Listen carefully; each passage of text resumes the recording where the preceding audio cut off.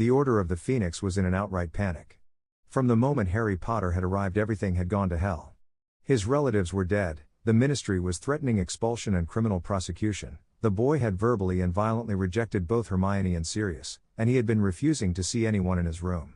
Then this morning they'd finally forced their way inside and found him gone along with all of his belongings.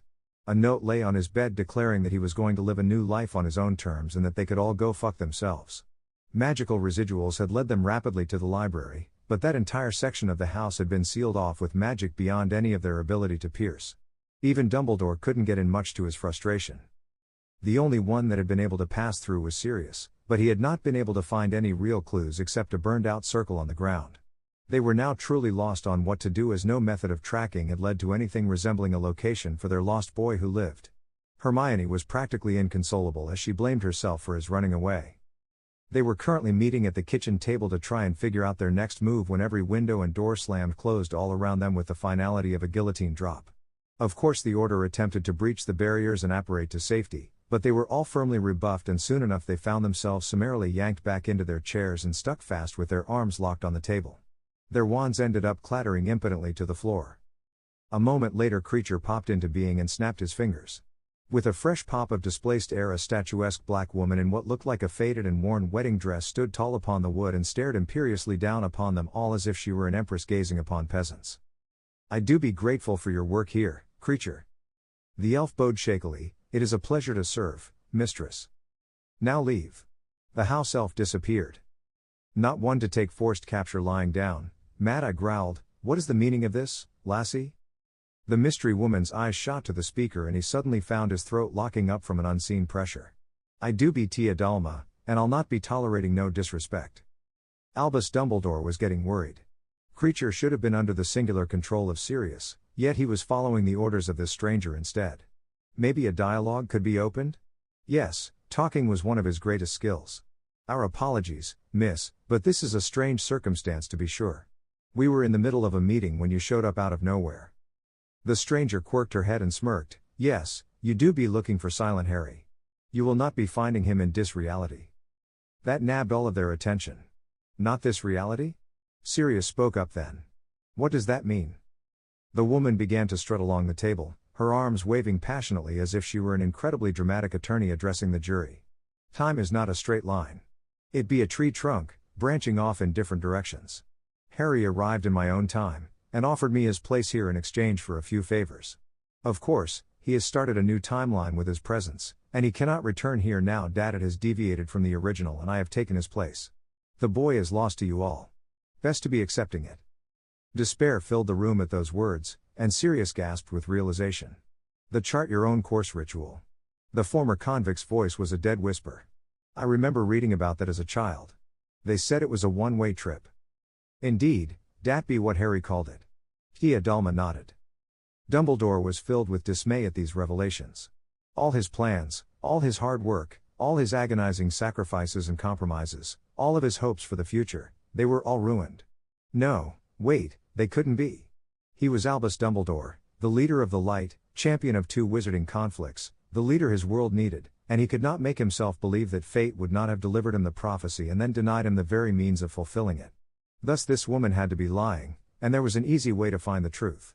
On her next path around the table he met her dark eyes and triggered his strongest legitimacy connection. Was it rude to attack a stranger in such a way? Yes. Incredibly illegal? Most definitely. But it was all for the greater good. She had information he needed and the aged wizard was not going to be denied. At once time ground to a halt, but instead of his usual practice of sifting through surface thoughts and memories, he found himself standing on a stormy beach and staring at the form of his target, only she was the size of a 4-story building and there was a truly menacing quality to her aura as her grin revealed pitch-black teeth. "So, you do be wanting to read the mind of a goddess? You wish to view the experiences of eternity? Then let me share them with you." Tia Dalma's massive head leaned down and as Dumbledore's body was consumed in the light of a single eye bigger than his entire body, his world became a tidal wave of pitched sound, feeling, and memory. It was so much, too much, he saw everything, nothing, and all that could be or was. He saw the beginning of the earth, the end that was coming, and the wrath of a goddess that desired nothing more than to be unleashed from her chains.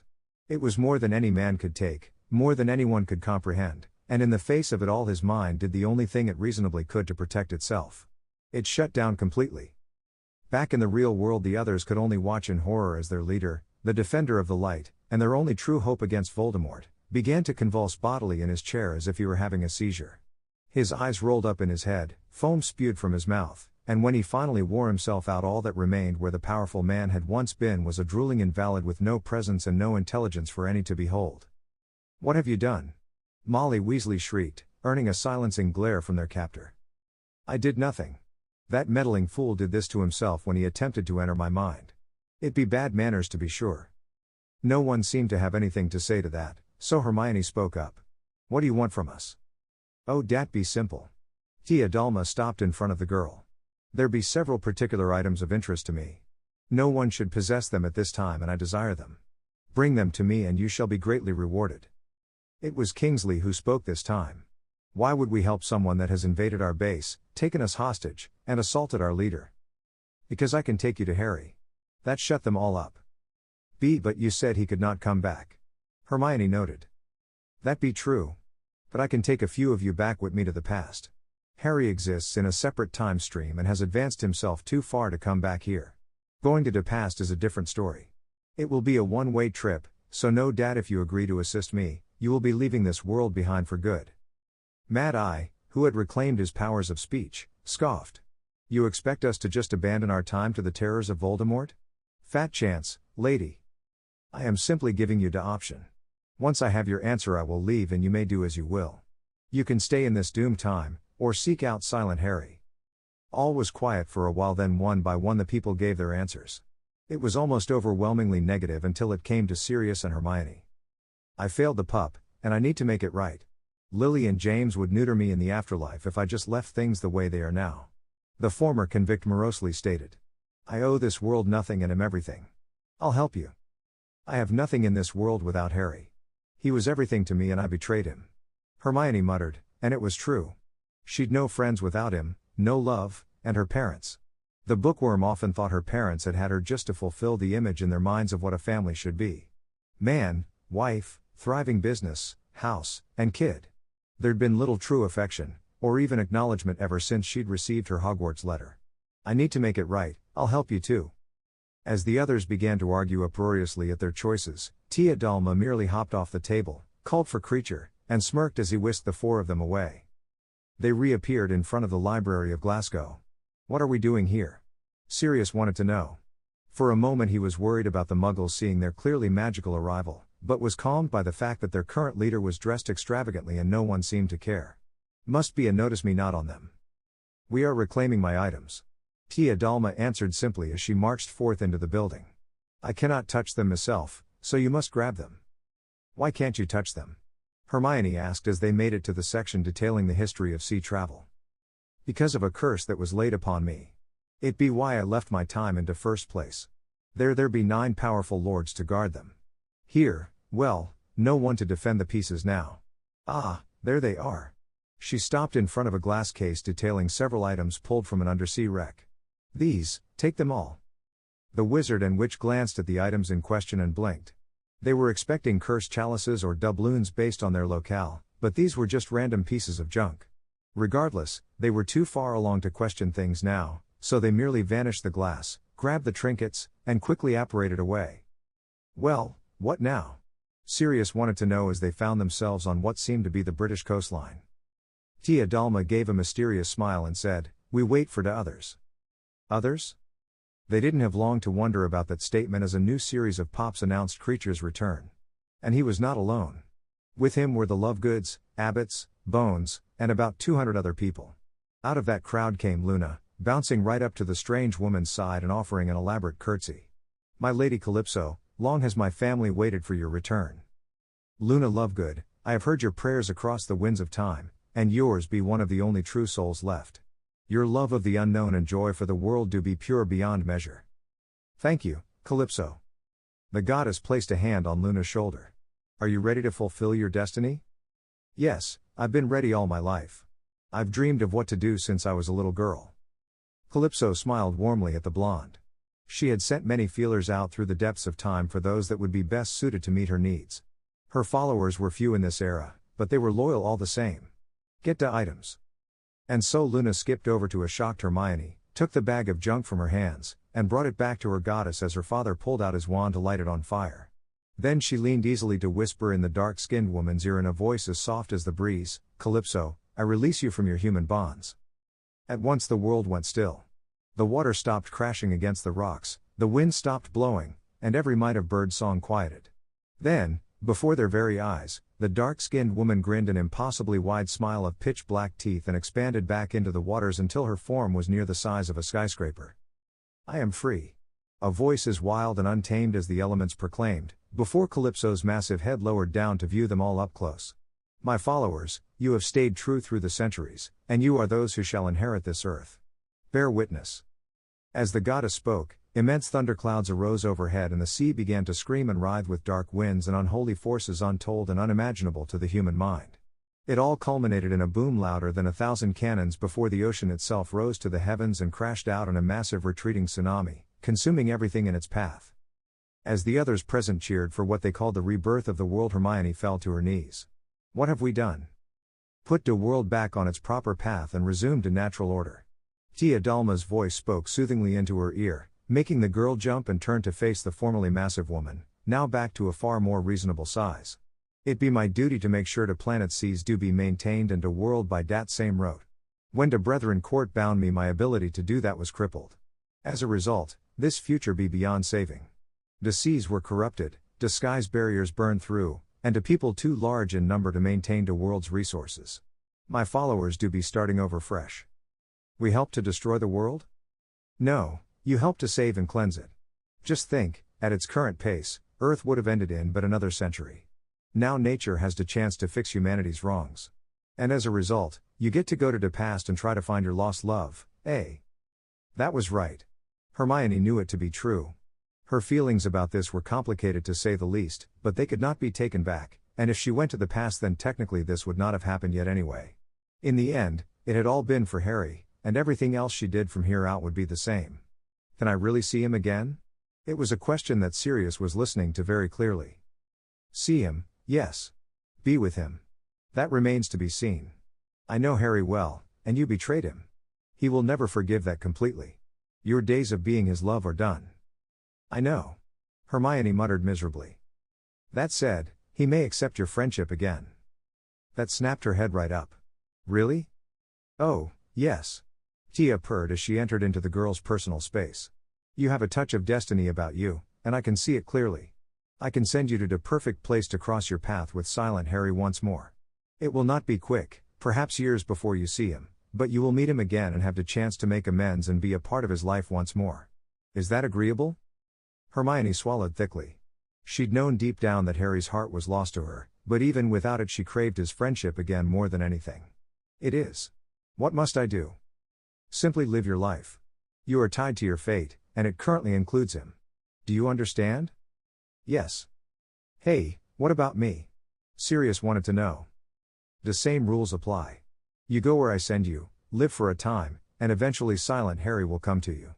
You freed me, so I have woven destiny around you. Fair exchange. She smirked. I do so look forward to seeing Harry again myself. I imagine his bedroom skills have only improved with time. BB bedroom skills? The bookworm stammered. Oh yes, I taught him much, but now that I am free, my senses do be greatly enhanced. The pleasure will be of truly divine proportions. Now, hold your breath. What? What? Tia Dalma didn't care to explain. Instead her hands latched onto their arms and a singular tube of water rose from the sea, encompassed their forms, and pulled them into the depths. The last thought Hermione had until the darkness of unconsciousness claimed her was to wonder if she had been tricked by a wrathful goddess. The past. Man overboard. She woke to screaming and a bell clanging overhead as the waves rocked her prone form gently. What was this? A piece of driftwood. Woman overboard. Someone else shouted, further waking her from her delirium. Her eyes opened and two things became readily apparent. First, she and Sirius were adrift in the sea using what looked like a giant door as a makeshift raft. Second, there was a rather large ship pulling up next to them with hooks and ropes being lowered down with deckhands ready to grab them. She didn't care though. The witch was too exhausted to move. She remembered being slightly winded her third year every time she used the time turner, So this must be the cost of true time travel. In short order, she was gently raised and set down on the deck while people ran to grab her blankets. The others were still seeing to Sirius, so it was with surprise that the witch took note of a golden-haired girl perhaps a year or two her junior kneeling down to take her hand. Where am I? Hermione gasped out. On the crossing route to the Americas. The girl answered simply. What's your name? Hermione G. Granger. The cold was finally starting to sink in as well. My name is Elizabeth Swann. I'm watching over you, Hermione. Thank you. Elizabeth Swann woke abruptly from a nightmare. It had been so real, so terrifying, and she could no longer recall what it had been about. All she knew as she swept her long legs out of bed was that she found herself drawn to the golden amulet she kept locked in her bedside table's drawer. Something about it was just calming in her hand as her finger traced the thinly engraved lines of its face. She'd found the curiosity 7 years ago during the crossing to the Americas. She'd noticed a boy floating in the water and had immediately reported his presence to the captain. Once he was aboard, she'd laid eyes on his distinctly piratey medallion and of course had removed it before Norrington could take note of its presence. The man had made it clear what his opinions on pirates were. She didn't even want her new friend Will to suffer his suspicion if it could be avoided. Once they were back under sail, she'd tried to find time to return it to him, but he never seemed worried about it, and there was always at least one person watching her or him. Privacy didn't really exist on a crowded ship like theirs. And then things had gotten crazier. They'd been attacked by pirates and then saved by more pirates. The golden-haired young woman could still recall the handsome face of their rescuer. The suave motions of his feet, clear lines of his face, and the kind smile that had graced his lips as he spoke to her, not as a child, but an equal. Yes, she truly believed meeting Silent Harry to be one of the most fascinating moments of her life. But one more event of interest had occurred not even a day after that memorable encounter. They'd found yet 2 more people cast adrift in the ocean, and what people they were. Her thoughts were interrupted as there came a rapid knocking at her door. Was it 7 o'clock already? Elizabeth? A stern female voice called. Just a moment. The blonde hurriedly called as she threw the amulet over her neck and nestled it safely out of sight between her breasts. She loved her friend dearly, but even she didn't know about this particular secret. I'm not dressed. Oh well, that's perfect, I've come to help with that. Elizabeth looked in the mirror to make sure the offending piece of jewelry was completely out of view and nodded. You can come in now. At her words, the doors leading from the second level of the governor's mansion to her rooms banged open and in marched Hermione Granger with the speed of a woman on a mission, a long box held securely in her arms. Good morning, Elizabeth. Hermione beamed at her friend as she closed the doors behind her and waved her wand at the windows to the balcony, causing them to open wide and fill the rooms with natural light. James' promotion ceremony is this afternoon and your father says it's imperative that we both be present. Another wave of the wand and the box levitated into the air and unpacked to show a rather annoying amount of silk and lace in the form of an extremely puffy dress. Ew, a corset. Sorry, girl, but this is going to suck for you. Elizabeth groaned and moved to start putting the garment on. The two of them had become fast friends on the remainder of the trip to Port Royal, and upon learning the girl had no family or resources, she'd implored her father to give Hermione a place in their household. He'd been only too happy to agree, as it was only right for his daughter to have a lady's maid. Except Hermione had not been content with just that appointment, no sir. She'd proven herself indispensable in many other ways. Upon learning that magic was more recognized in high society than she first believed, she informed her employer and Elizabeth of her abilities, and then showed off the merits of her incredible brain by summoning their family account books and putting them into rapid order. The girl discovered 8 separate places where merchants were either cheating or stealing from them in trade deals. Thus it was that her personal maid became the family accountant and her best friend. What was more, Hermione's skills with math, literature, and science had become known to the other people of merit on their little slice of England, and the governor had been fielding requests for her assistance left and right ever since. The bushy-haired girl could have had any future she desired, except she chose to stay here, with her. Not for the first time Elizabeth found herself grateful for whatever fate had brought them together. She could not imagine growing up in Port Royal without Hermione's shoulder to lean on, her ear to whisper fears and secrets to, and her stiff upper lip when she complained about stupid things that made her seem spoiled. Indeed, it was almost like having a big sister. As the other girl began strapping her into the torture device that was her new dress, the governor's daughter distracted herself by commenting, "You must be looking forward to seeing Captain Norrington become." Ow, Commodore Norrington. The teasing tone of her voice was inescapable, regardless of the rib-creaking pain the corset was giving her. In a nearby mirror, Elizabeth smirked at the deep blush that suddenly came to adorn her friend's face. It was well known that James Norrington was sweet on the witch, but what was far less known was just how interested Hermione was in return. For her part, Hermione busied herself by tightening the corset even more and helping her best friend into the dress proper. When she'd arrived in Port Royal, she'd still been heartsick over Harry, and yes, even now she still hurt a bit over his loss, but it was like a scar that had festered over and numbed. It would always be there in her mind, the knowledge of what she'd lost but her own actions, but she could recognize that she also deserved her own happiness, even if making things right with him was still her primary goal in life. It was shortly after she and Sirius had arrived in their new home that she'd begun asking questions about Silent Harry. She'd figured that if she had to wait to meet him again, then she might as well learn what she could in the meantime. Her inquiries had apparently caught the attention of the captain of the fort and, interested in the Swan family's new maid/accountant/witch, he had descended from his cannons and formation drills to meet her and offer a walk on his arm. Unable to deny the chance to learn, Hermione had accepted, and found herself on a casual stroll through the port in the company of a refined and gallant officer of the King's Navy. He was gentle, polite, insightful, and chivalrous to the extreme, everything she'd dreamed of as a little girl reading the works of Jane Austen. It wasn't until several months later that the conversations between them turned more romantic in nature, and Elizabeth had often commented on their age difference, but the bookworm did not really mind it. Elizabeth Bennet and Mr. Darcy had been 8 years apart, and that was actually the same number between her and James. And age differences were not uncommon in this time. It also helped that Norrington was ever the gentleman. He saw that her heart was healing from another and never pushed or pressured her. Merely he desired her company and conversation. And through that conversation Hermione, and by extension her incredibly interested friend Elizabeth, learned much that the Navy knew about Silent Harry. They had been surprised to learn he had earned many names and unofficial titles over the years, though some not so flattering. As they sat alone before the fireplace at night, the two girls had discussed them at length. Silent Harry, the dread pirate Harry, Harry the Liberator, Harry the Pirate King, Harry the Harem King. That last one had been incredibly shocking. Apparently the silent pirate was quite promiscuous, having been seen in the arms of numerous women and even apparently one man. Hermione mentally wondered how she had had no idea he was bisexual. Then she began to wonder if it was simply propaganda by the Navy to make him look bad. Almost as shocking as the names were his naval exploits. To hear James and his soldiers talk, Harry had the deadliest vessel in the ocean under his command. Immensely powerful in combat, silent as the grave on the water, and it seemed to always be accompanied by an unholy fog wherever it went.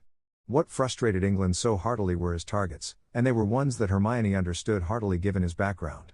For the last several years the leader of Nassau had been terrorizing ships of the East India Company with a vengeance, liberating all manner of goods, cargo, and slaves in particular. As a result, they'd been forced to lean away from Africa as a source of labor and shift to trafficking transported prisoners meant to work the fields in the New World as they lived off their sentence, and of course Harry had almost immediately freed them too. Now thousands of Africans, Irishmen, and Scotsmen lived under his banner on Nassau. When Hermione had heard of the mystical and forgotten island that could not be found except by those who already knew where it was, she'd at once understood the massive use of a Fidelius charm, and had been justly impressed at the scale of it. It did however reinforce Tia Dalma's orders. The only way to find her lost friend was to wait and be informed of the location. She of course told Norrington nothing of the goddess's advice. Potential romance aside, she couldn't inform the Navy of anything that might potentially aid them in tracking down their quarry. Coming back to reality, Hermione twisted the last line of lace into a knot and stepped back so Elizabeth could see herself fully in the mirror. "You look beautiful," she commented happily. "Like a noble lady of France." "Yes," the blonde gasped, trying to find some way to maintain some measure of even breathing. "Well, noble French ladies must have learned how to survive without oxygen. Where's yours?" "Oh, I'm not wearing one." Hermione smugly waved off the suggestion. "I have a fine dress ready from the tailor's and waiting for me in my room. Your father gave me a bonus for tallying his accounts again last week." Indeed, thanks to her, the Swans had become the wealthiest trading family on the island. "Why must I suffer alone?" Elizabeth sarcastically wailed, earning a sharp slap to the shoulder for her trouble. "Suck it up. Your father gave you a gift, and it's a nice one. What's the worst that'll happen? You catch the eye of a fine gentleman who wants to ask you for an evening stroll?" "The worst would be my chest caving in from the pressure," Elizabeth grumbled. "And I have no interest in the men on this island. You know that." "Then who do you have an interest in? Come on, Liz, you can't lie to me. You've got someone in mind." I don't know what you're talking about." The younger woman turned away to busy herself with her hair, and Hermione decided to drop the subject. She'd known that Liz had a crush on someone for a while now, and she was sure she'd explain it in her own time, but it galled her not to know. Here, let me handle that. The bookworm took her friend's hair in her hands and began tying it back and adding curls where effective. Just because her own locks refused to cooperate didn't mean she didn't enjoy playing with someone else's. In short order, the swan daughter was looking absolutely breathtaking, and insisted on helping her with the same. By the end, Hermione was dressed in a lavender number that fitted her slim frame perfectly while displaying a bit more of her cleavage than she was normally comfortable with. But a mixture of Elizabeth's encouragement and her own desire to impress James had her employing it to dazzling effect.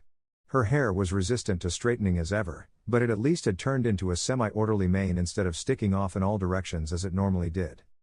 They were met at the top of the stairs afterward by the governor, who stared at each with pride and compassion.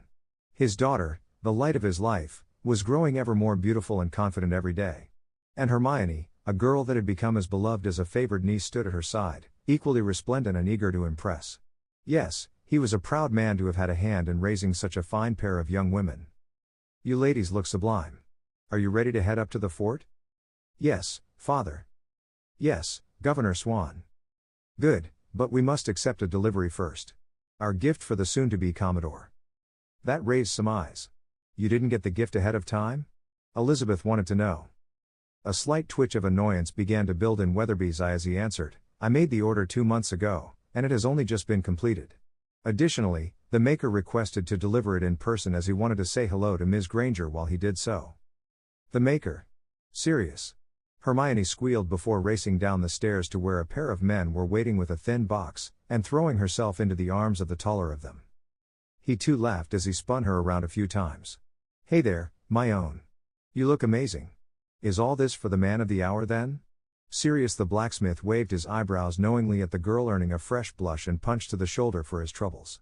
Neither of them noticed his apprentice, Will Turner's, grimace at those words, but Elizabeth, who was standing at the top of the stairs, did. She'd been friends with the both of them long enough to know that Will had a bit of a crush on Hermione, but the other girl had no idea. Beside her, Elizabeth heard her father give a sarcastic huff of disapproval. He was not a fan of public displays of affection, and yet he could not deny it was warranted here. Sirius Black was known to be a family friend of the Granger girl, and they had gone through a life-threatening event together to be cast adrift as they were, so a little affection could be allowed. When the scoundrel of a blacksmith finally put her down again, he approached and asked, You have the order? Yes, Mr. Governor, sir, it is right here. Sirius opened the box in his apprentice's arms and passed over a sheathed rapier. As requested, I made you my finest work. A one-handed, straight-bladed, sword of excellent quality. The governor nodded his head to show that he understood the implied use of magic in the forging. There was a reason Sirius Black had quickly become the favored smith of Port Royal. All of his creations were charmed to be unbreakable, and his weapons never required sharpening or maintenance. You may be delighted to know it is incredibly light of weight, 1 meter in length, and was crafted with folded steel and gold filigree in the handle. Truly the weapon of a man of action. Yes, well, Weatherby passed the weapon over to Hermione with a wink. I'm sure the Commodore will love it. Now we must be off. You've received payment, yes? Oh yes, your footman delivered it this morning. Come along, Will, and shut that gaping maw. You'll get no lassies like that, and we've 3 more orders that need filling today. The younger man bloomed red in the face and practically ran for the door with a laughing Sirius trailing after him. Deciding to make light of the moment, Hermione commented to Elizabeth, You know, I think Will likes you. What? The governor and his daughter shared a look of shock that the bookworm hadn't noticed the boy staring directly at her since arriving, but in the end decided not to bother with it. The lad would get over it. Together they marched out to where a carriage was waiting for them and carted up to the fort, where a procession of fully liveried and uniformed soldiers were lined up for inspection, and a multitude of the well-to-do citizens of the port were mulling around aimlessly in cliques and conversations. This was the part that Hermione knew Elizabeth hated the most. The socializing and politicking. Honestly, these upper-class girls reminded the witch of the pureblood heiresses of her former timeline. Stuck-up bitches who thought the world revolved around them because they had money. That was something she loved about her friend. Liz took nothing about her life for granted. Apparently she'd had quite the wake-up call shortly before meeting her with a band of pirates who opened her eyes to both the truth of slavery and the real world. Discovering that those pirates had been led by Harry had been quite the shock, to say the least. Hermione couldn't hope to count the number of late nights she'd spent with Elizabeth in the governor's library because the younger girl had desired a firmer grasp of numbers, reading, and mathematics. She wanted to be a force in the world regardless of her name or station, and it was certainly impressive to see. Time passed, and the girls entertained themselves by watching the soldiers move about in pristine uniforms and walking the battlements to observe the cannons. It was from that high point that they watched the procession of the actual ceremony as it began because it offered the finest view. The guns fired in a ceremonial salute, Governor Swan presented the newly minted Commodore Norrington with his new blade, and the band started playing as the crowd cheered. It seemed everyone wanted the officers' attention after that, and the girls were content to stare out at the ocean for a while and perhaps raid the refreshment and snack table. So it was with rather great surprise that the two were interrupted by the clearing of someone's throat. They turned and there was Norrington, standing with his hands clasped behind his back and a surprisingly nervous expression on his face. "Ms. Granger, might I have the pleasure of your company for but a moment or two?" The girls shared a look before Hermione nodded and took the arm he offered. Elizabeth elected to stay where she had the best view of both the sea and her friend. The officer and the witch didn't go far, merely pacing a bit along the sea wall as the man built up the courage for whatever it was he wanted to say. "Ms. Granger. Hermione, I have not made my feelings in regards to you too vague, I hope?" Blushing more than a little bit, Hermione shook her head. "No, James. You've been very upfront with them and I have appreciated that." "Good, I have always strived to follow the proper way of things, but sometimes I feel that I do not always impart my emotions as I would like as a result. I have been told before that I am far too rigid for my own good. I have achieved much in my life so far. A commission in the Navy, my own command, and now, I have become a Commodore. To many, this would seem like a truly full life with my current honors being the capstone of a great career. However, that is not the case in my opinion." "What do you mean?" Hermione stopped and stared Norrington in the eyes, hardly breathing. Visibly gathering his courage, the Commodore finally got out, "There is one thing that I have yet to achieve. The most important thing a man can, in my opinion. A marriage to a fine woman. You are a fine woman, Hermione, and I would count myself truly blessed by God if you could find it in yourself to agree to be my wife." "James, are you proposing?" Eyes wide, the man hastily dropped down to one knee. "I knew I forgot something. As I said, I don't always make my points as well as I would like."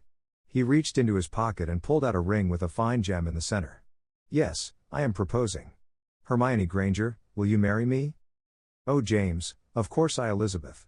Hermione had just seen her dearest friend fall over the side of the battlements on the sea wall and immediately rushed after her, reaching the wall just in time to see the splash of her impact in the water. "Elizabeth!" she shrieked, before tossing off her outer petticoat and climbing onto the battlement to leap off after her, only to be dragged back by Norrington. "Stop, Hermione, the rocks. It's a miracle she missed them. Come on, we'll get to the horses and if we hurry we might still save her." The girl nodded reluctantly, hiked up her skirts, damn dresses, and raced off to the horses as fast as her legs would take her.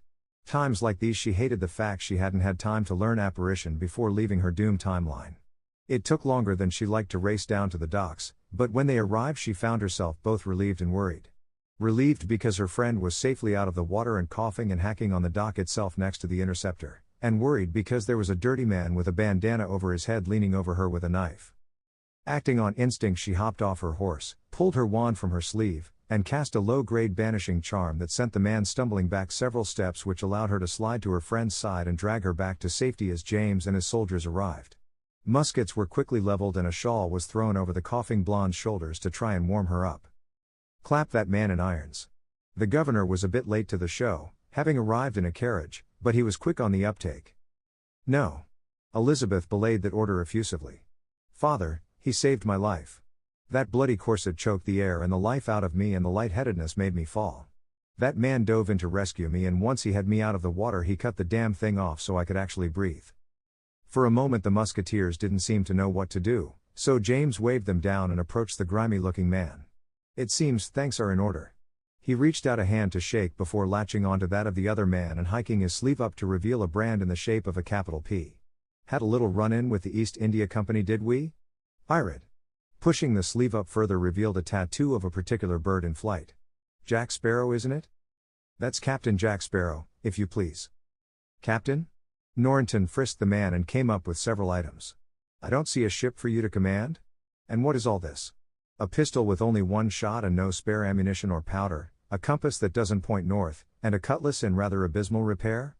You are without doubt the worst pirate that I've ever heard of. But you have heard of me. Jack shot back, as if it were the highest form of praise in the world. The governor gave the stranger an annoyed glare. What fate had he pissed off to have a miscreant like this show up today of all days? Hang him. Father. I wouldn't be doing that if I were you. Sparrow cut in smugly. I think you all know how Silent Harry feels about hanging pirates these days. That shut everyone up at once. They'd all heard the horror stories of the fleet of black flag-bearing ships attacking towns, forts, and settlements that tried to hang sea-living miscreants. Innocent casualties were near non-existent, but damage to the town's structures and ports was extensive, and it took months to recover every time. Then Norrington responded. Silent Harry has no problem with simple imprisonment, however, and he only responds when pirates of good standing, ergo those who have not broken his rules, are captured. A slow grin worked its way across the officer's face. Just as I've heard your name, I've also heard that you were banished from Nassau under very unsavory circumstances. Should I really expect a rescue attempt for one such as you? The pirate thought about it for a moment before shrugging as if he had no cares in the world. Does seem unlikely when you put it like that. Clap the man in irons. James ordered before moving back to his group. He was delighted to see how relieved Hermione was to have her friend safe once more. That delight turned to annoyance when that same friend broke away from the group to stand between them and the pirate. This man just saved my life, and you are going to imprison him? Sighing blandly, the officer responded, he is a criminal who has broken the law several times over. That brand alone is a literal death sentence once applied. The clinking of the manacles snapped closed, and Sparrow spoke up. It seems enough to condemn a man, for sure. He jingled his wrists as the soldier moved back, finally. Then with a sudden rush of movement he turned and wrapped the irons around Elizabeth's throat. Now let's start this little parley over. The Pirate Republic had seen many changes in the years since Harry Potter had taken control as the leader of the head table. After casting the island-wide Fidelius, he'd begun making alterations to his new home in earnest. Expanding the available living space, upgrading everything he could with runes, creating indoor plumbing and hygiene that would make modern humans jealous, and even setting up floating city blocks just off the coast to house the increasing number of new citizens that grew every time Silent Harry liberated a slave hauler or gave England and Spain the middle finger.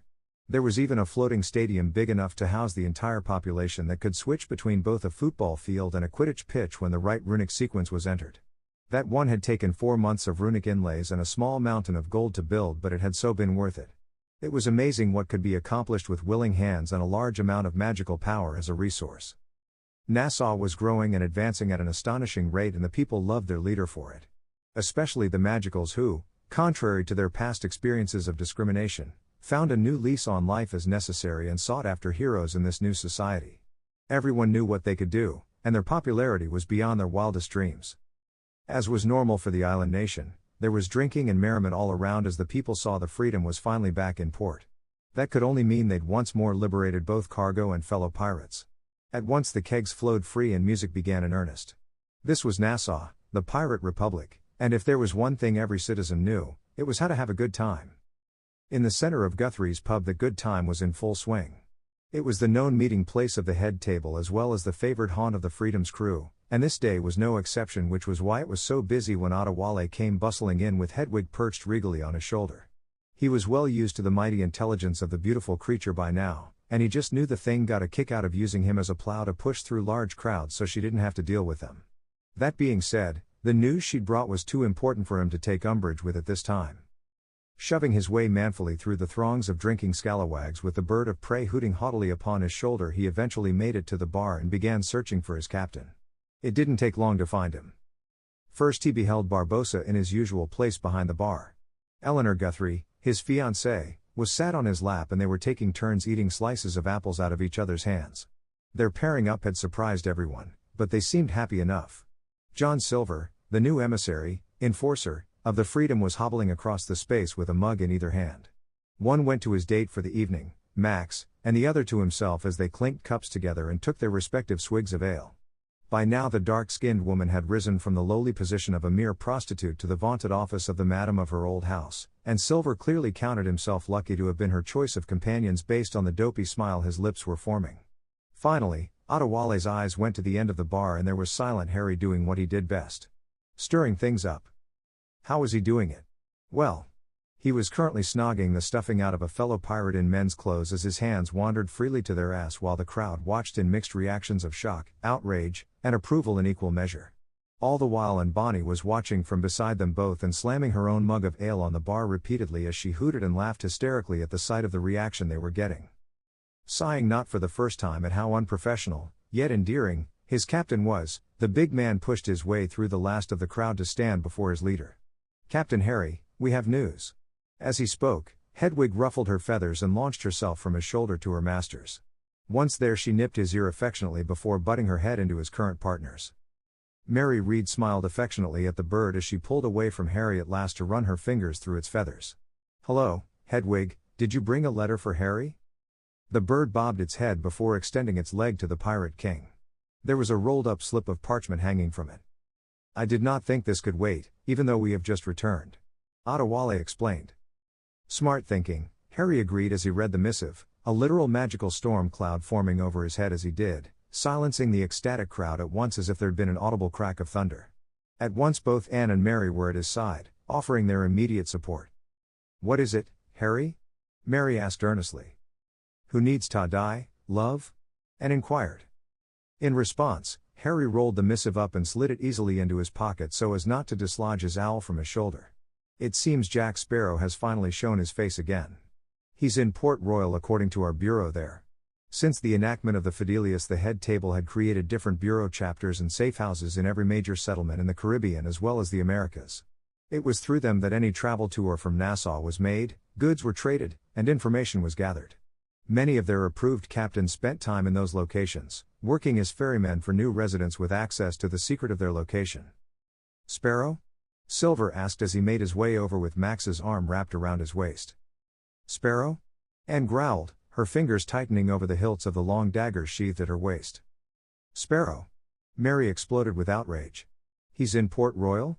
Well, I'm gonna head over there and shove my rifle so far up his ass that she was silenced by Harry's lips as they molded themselves perfectly to her own. When he pulled back again he said, "We all will go, Mary." He cupped her face. "Family looks after each other, don't they?"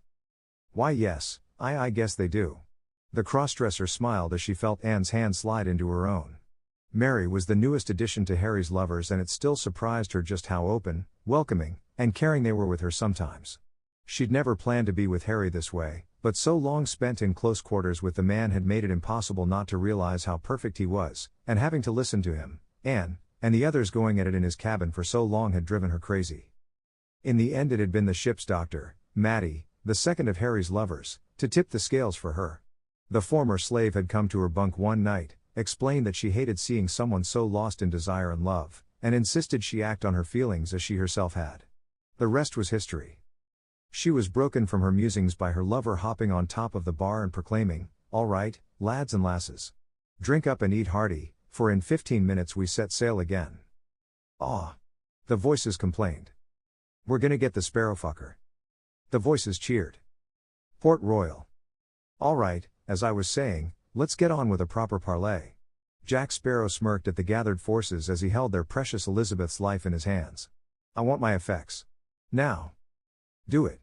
The governor ordered the soldiers who had the items, and as they nervously walked them to the smug pirate he whispered to Hermione, "Can your magic do anything here?" The woman in question was fingering the wand in her dress sleeve as she considered the distance and her accuracy over it.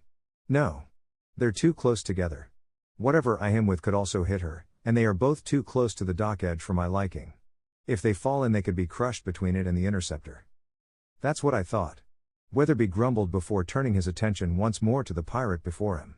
His darling daughter was strapping his sword belt onto his torso and leveling the damned hat on top of his head. Leaning towards Norrington he whispered, "Commodore, I want the rifles at the ready. The moment he lets go of my daughter open fire." A quick wink to Hermione and the girl got the message. He was giving her a barrage of cover to hide her spell with. It was a strange dichotomy she had found in this time. Magic was pretty well known, but it was taboo to use it out in the open. Once the pirate's gear was straightened away he spun Elizabeth around to face the soldiers once more and leveled his pistol at her face. "Gentlemen. Milady, you will always remember today as the day that you almost caught Captain Jack Sparrow." With a shout he shoved the girl forward, ducked behind the nearest wall and smashed a counterweight as he grabbed a rope that sent him soaring into the air. "Now will you shoot him?" Weatherby screamed.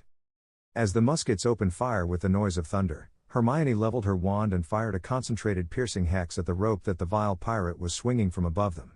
It struck true, and an instant later Sparrow fell screaming into the water below. The men ran to retrieve him, of course, but they soon came back empty-handed. The almost prisoner seemed to have taken the opportunity to swim away beneath them. Well, shit.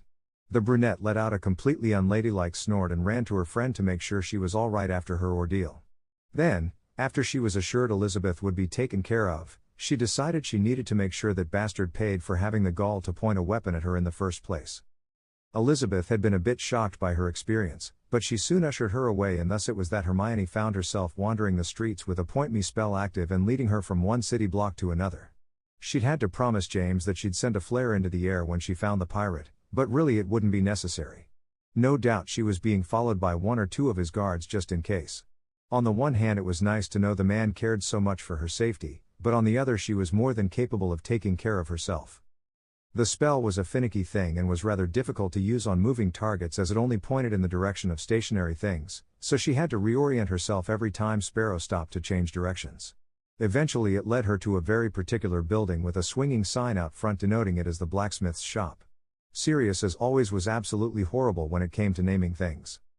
She tried the front door but found the latch to be obstructed by something on the other side.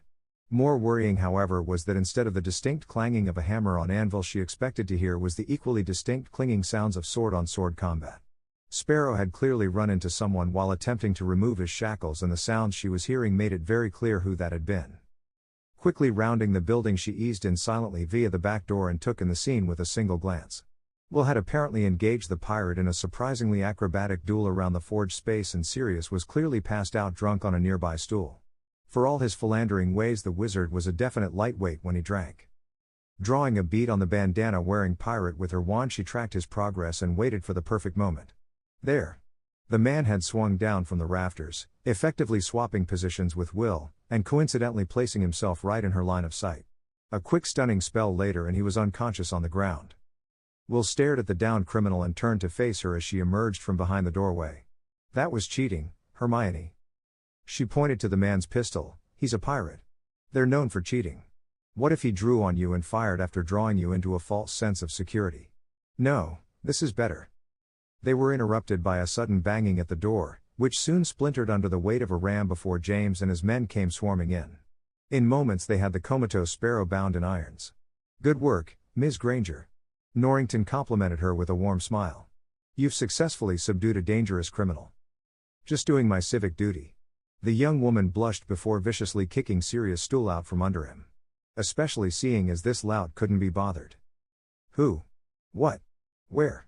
The wizard shakily got back on his feet, looking for the source of his sudden wakefulness. When he saw the damage to his place of business along with the prisoner being carted off, he asked, Will, what the hell did you do to my shop? Later that night. I was useless. Elizabeth groused as she settled into her bed beside Hermione. It had been decided that the two of them needed a girls' night after the events of the day, and currently the witch's magic was summoning a pan of hot coals from the fireplace to heat the mattress beneath them. That pirate had me at gunpoint and I couldn't do anything to stop him. Elizabeth, you had no way of knowing he would turn on you like that. I mean, he is a pirate, so you probably should have expected some foul play, but it's in the past now. She hugged the younger woman to her side. What I would like to talk about is this little thing. Hermione smirked as she reached down and pulled on the small leather string around her friend's neck, inching it up to reveal the rather malevolent-looking coin. What is it? It's nothing. Elizabeth was quick to shove it back down. I found it a long time ago and I just thought it looked interesting. That's it. Liz, you never could lie to me. I'm not. Her words were cut off by a series of far-off sounding booms followed by more louder explosions.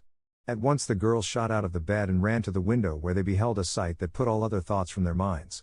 A black ship lay unnaturally still in the bay below, but from its sides came continuous flashes of light that coincided with the previous booms and the outpouring of stone and debris from the fort in the town below. Pirates are attacking? Hermione gasped, but why? There isn't anyone. Her eyes grew wide. James. Hermione, go to him. Elizabeth practically began to shove her toward the door. What? No, Liz, I need to stay here and. You're more useful out there. The gate will be closed and I'll seal the doors and hide, so I should be safe enough, but your magic could save lives tonight. The bushy-haired witch seemed to waver for a moment before she wrapped the blonde in a hug. "Please take care here. I don't know what I would do if anything happened to you. You won't need to find out. Now go." And Hermione did. She took off running from the room, threw a heavy coat over her shoulders and barreled out the drive after closing and locking the gate behind herself. To reach the fort she had to race through the north part of the town, and what she saw was pure insanity. It made no sense for a single pirate crew to invade a fully fortified colony, but that was indeed what they were doing. She could see rowboats pulling into the docks and jeering men covered in filth riding within, waving swords and firing pistol shots into the air. So focused was she on reaching James and offering whatever aid she could that she only had time to fire a few piercing hexes that sunk some rowboats before they went out of sight. She only hoped that she'd taken a good number of pirates down with her attacks. The fort finally came into view and she raced quickly up to the gate, holding her hands over her ears to block out the continuous cannon fire that was slamming into its side, effectively cutting off their mounted defense for the bay, and leaving the town below open to invasion from the water. The gate, to her shock, was unlocked, and it only took her 10 minutes to find James and the governor leaning over a table in the center of the structure and going over maps as he relayed orders to a lieutenant who quickly ran off to see them done.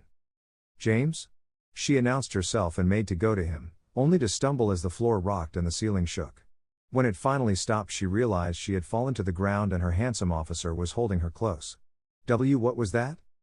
"The final volley. They've been pelting us for 10 minutes now, but that last shot completely destroyed our cannons. They'll not waste their own ammunition any further. There isn't a need. I'm just glad you're safe." He ran his fingers through her hair and hugged her tightly for a moment. "Where is everyone?" She wanted to know. "I didn't see many soldiers on my way in. I sent most of them into the town when the bombardment started.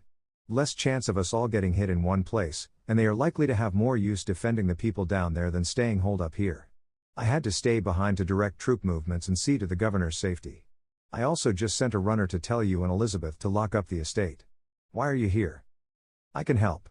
Hermione slowly pulled herself free, stood, and pulled out her wand. "I may not be a soldier or a great warrior, but I do know a fair bit of healing magic.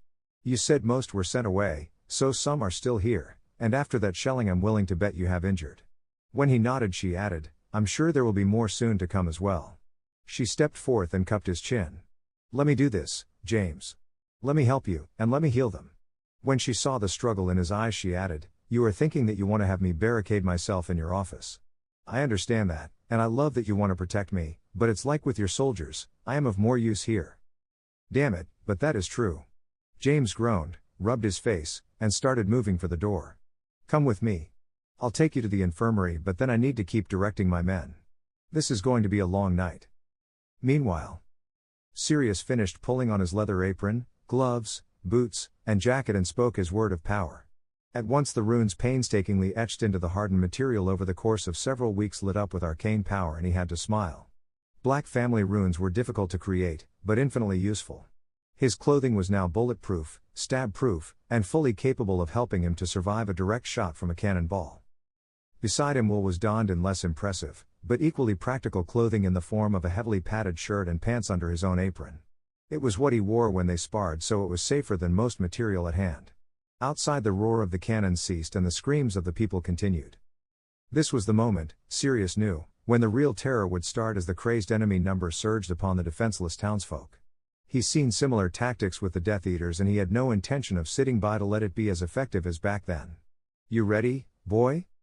While the wizard had been donning his protections and readying his wand, Will had in turn armed himself with one of the cutlasses he'd recently finished forging and a smithing hammer.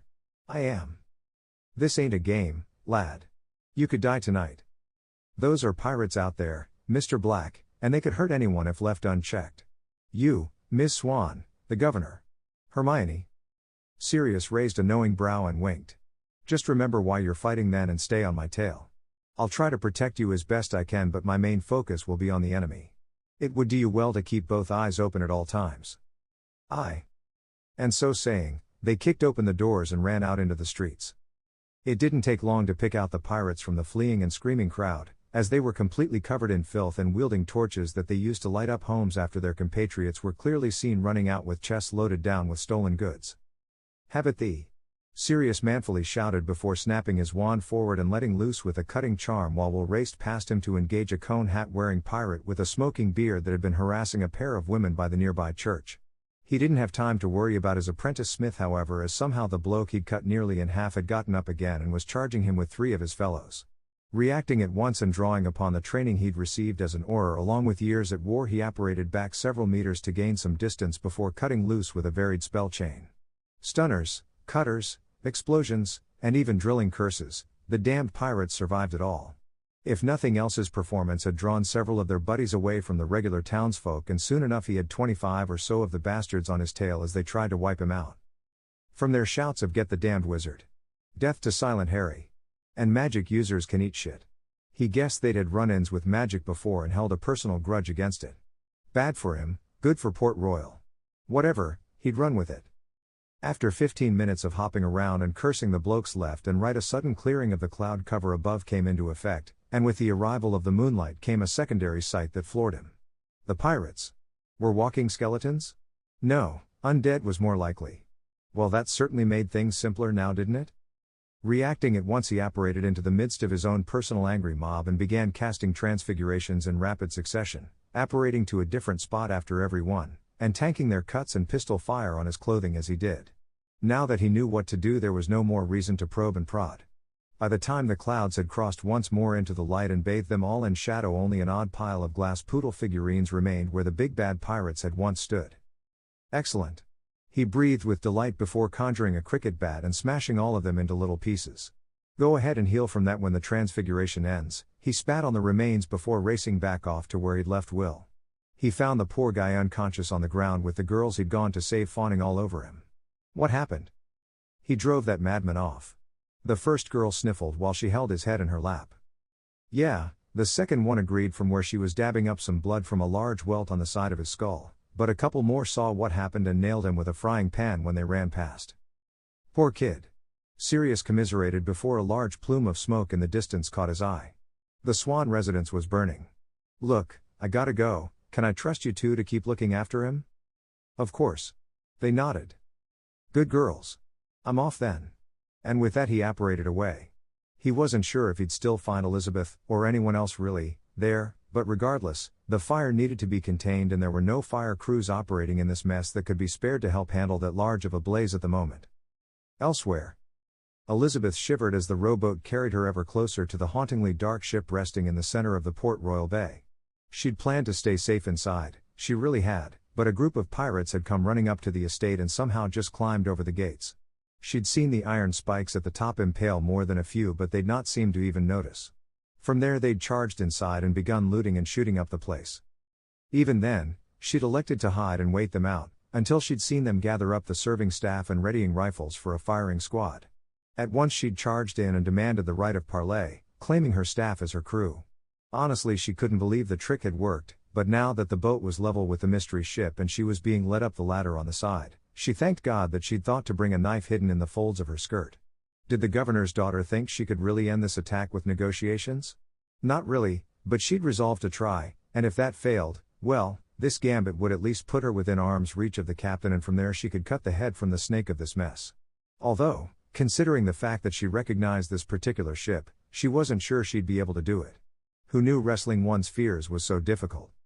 The crew gathered before her, once she cleared the edge and had solid wood beneath her feet again, was certainly varied. She beheld every nationality she could think of in the lines and differences of their features. Though two stood out above the rest. The first was at the head of them all and moving toward her. Based on the higher quality of his clothing and the looks of pure reverence directed his way, the man was likely the captain. To her eyes he had a powerful frame, a steady stride, a slightly receding hairline of blonde hair, and an intense gaze directed right at her. At his side was an absolutely massive man with a tricorn hat, older features, a scraggly beard, and a curved scar under his left eye. Pintel, the first man demanded, "What is this?" She invoked the right of parley, Captain Flint.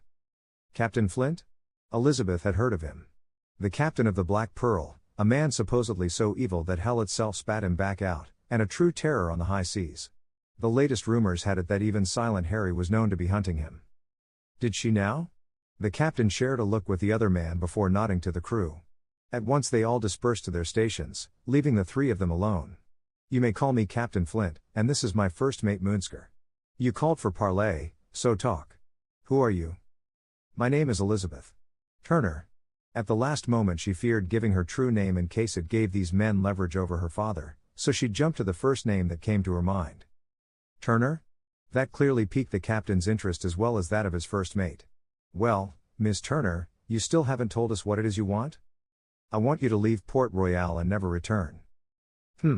Flint turned to look at the shore, where a good portion of the harbor was burning. There doesn't seem to be much bartering space by my estimation. All right then. Elizabeth stormed over to the rail, yanked the golden medallion from her neck, and held it leveled over the side. No. The entire crew protested as one, before looking guiltily at their captain who was staring back at them all with murder clear to see in his eyes. Very well, perhaps we might negotiate after all. Give me the medallion and we will indeed leave. At once? At once, he agreed. Then we have an accord. The blonde woman pulled her medallion back in before turning and holding it out to the captain while her other hand went behind her back and into the folds of her skirt. She didn't trust this man one bit, and the moment he leaned in to take the object she shot her arm out as fast as she could and embedded the knife she'd hidden in the man's neck, twisted it deeper, and ripped it free, tearing a massive hole in his flesh. From there she was all set to jump over the side and swim to safety when the impossible happened. Flint gripped her wrist, kicked her legs out from under her, and leveled a pistol at her head as she lay upon the ground. A fine trick, but poorly executed. As her stunned gaze watched, the sheared and torn flesh of his throat began to twitch, crawl, and knit itself back together. You are lucky that I am a man of my word, girl. We will still leave despite your lack of manners. Holstering his weapon he turned to Moonsker. Put the girl below, call the rest of the men back, and unfurl the sails. I want us underway as fast as possible. Do there be a problem, Captain? The scarred man asked warily, his eyes following his leaders out to sea. No, at least I don't think so. Perhaps our curse has simply made me paranoid. But we have the medallion and a fell breeze is on the air. Best to avoid tempting fate and to leave now while we're ahead. Aye, sir. Moonsker turned to the crew and began bellowing out orders. In the meanwhile, Flint addressed his latest captive as she was being taken down below by the same duo that had brought her aboard. Welcome aboard the Black Pearl, Miss Turner.